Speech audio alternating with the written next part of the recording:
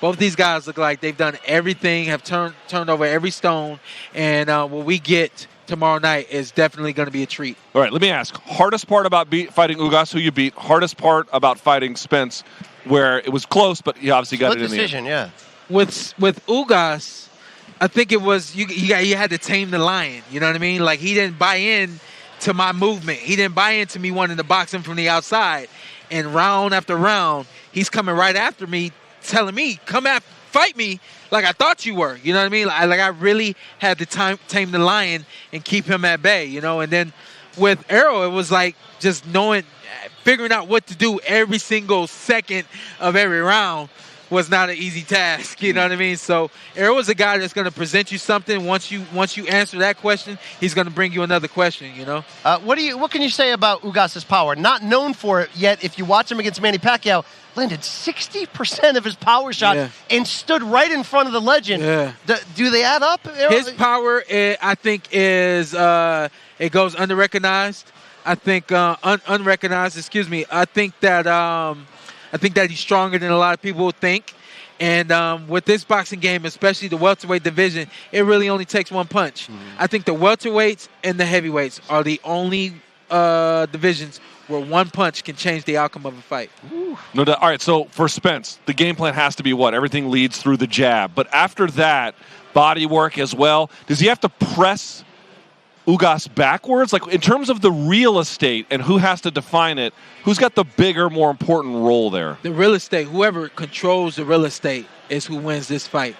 That's who wins this fight, because whoever's controlling it means that they're being successful, whether that's on the end or that's on the inside. I would say if there's an advantage, or not that there's even an advantage, Ugas has to work up close. He has to get to the inside. That's who he is. That's what he does. He's not a 1, 2, 3 from the outside kind of guy. He's not going to turn and things like that. I believe that Errol Spence can control the range and the distance. I believe he can work from the outside. And then when it gets to the inside, I believe he's going to be comfortable there. You know what I mean? I think that this is Errol Spence's fight. This is going to be a thriller. It's going to be so interesting. Is it as easy to say this? Because Spence, obviously, the headlines are the eye surgery, still recovering from the accident, 32, but still in his prime. But yet what he says, and I can't get over him saying it because it seems real, is, okay, people want to see if I'm the same guy. I'm better than that guy, guys. I'm more dedicated and determined than ever. Can that be true? Can he be even better than the guy that fought you in 2019? As a guy who's been through it, I'm telling everyone right now, a focused, determined fighter that's put nothing but their energy into that and nothing else, which Errol Spence has not always done, makes you a better fighter. Errol Spence, more than likely, is a better fighter now than he was when he fought me. Guess what? That's dangerous. He's 32 now. He's had time to mature. He's been through things that forced him to mature. We got a better Errol Spence Jr. I mean, obviously, the reality is some changes happened to him. The car accident. I mean, he was a part of the car accident, but I mean, it's a thing that happened to him. The eye injury, it's a thing that happened to him. But you see guys who make changes between events, and sometimes they don't make sense. Yeah. All of his changes make sense, including one, he didn't change trainers, number one. Number two, he got out of the positions that were putting him in bad spots and then removed himself. You can be wary of the change, but it's not like any of it is showing red flags. That's how I feel about it. Yeah, you know, when I look at it at like a guy who, I believe he says this time and time again, I want to be great. Everybody says that. When you do the things that will make you be great, and you're not just doing it when people are watching, but you're doing it when no one's watching, that's the difference there. You know what I mean? So I believe that Errol Spence has put himself in the position to be great. He was already very good. Now he's put himself in the position to be great. You know, one time Shawn had a talk with me. It wasn't in words. It was just his eyes. And you know what his eyes were saying? He's like, BC, I see you trying to be the best broadcaster in the game today, but your diet can't take you there under the confines of what it is. I've been judged by this man before, okay? I can That's tell you not that. true at all. What you saw was me admiring you. Yeah. Whenever you see me looking at you and I'm not saying anything, I'm learning. You were admiring this I was glutton? learning. Yeah. You know, this guy is a fantastic broadcaster. And Yeah, you don't have to tell me. I've heard. I tried. Because you're smooth, you're personable, but you've been there, man. Yeah. You know, so you kind of got the 5-tool game. I'm trying to. The Porter Way podcast. Hold on, I want to go back to tactics a little bit. So we all know about the strengths of both guys. The weaknesses. Biggest weakness for Spence, what, a lack of head movement? You know what's crazy is I can't think of one. He doesn't move his head a lot. But he doesn't get hit. he makes the right move. So no, he's not a left and right head movement kind of guy, but he steps off line. Right. He's responsible with his defense. He always brings his hands back.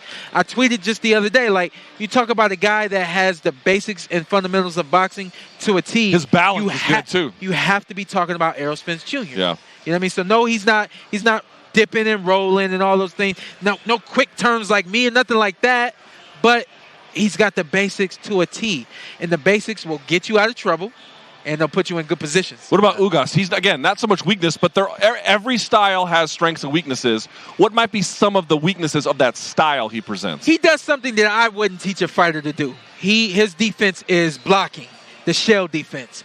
I wouldn't teach fighters to do that because it breaks you down, especially if you're in the ring with someone who's going to be relentless and not shy away from punching just because your hands are up. They're gonna look for the openings, which usually end up being around, and they'll move your hands and things of that nature.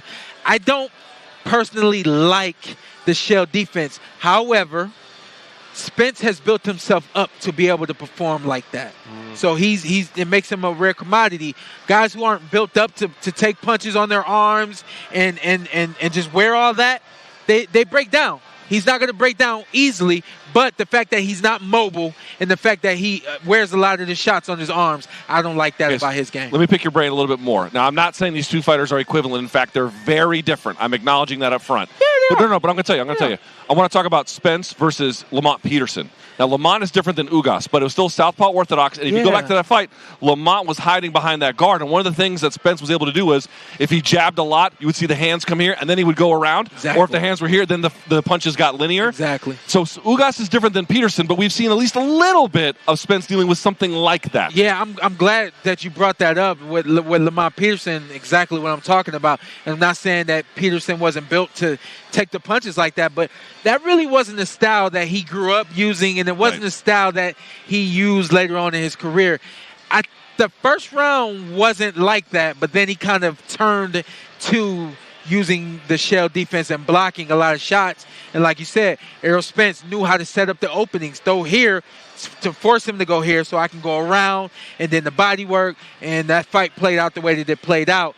Errol Spence has the ability to break down just about anybody out there, and a guy like Ugas, who's not very mobile and is going to wear a lot of the shots, he stands the risk of getting broke down. I want to talk about how live an underdog Ugas is, because I thought it could be a trap fight against Manny Pacquiao. I did not expect the numbers difference. The 60% of power punches landed. He held Manny to 16% overall landed. Like, that's CompuBox wild. Yeah. So it's easy to say if the same Spence shows up or better than the one you fought, I like his chances here.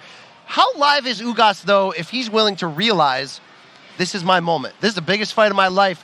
I need to leave no doubt and fight at an offensive pace that's maybe not comfortable for me. Does that increase his live dog factor? I would say right now this is a 65-45 fight. Okay. Does that even add up? No, that doesn't add up. 65-35. 35, but then it's less. I was than fine that. with the original math. Yes. 45-55, right? Yeah, okay. Yeah, that works. that's what I meant. 45-55. My math was off. This is a 45-55 fight. It's not. I don't think it's 50-50, but it's that close.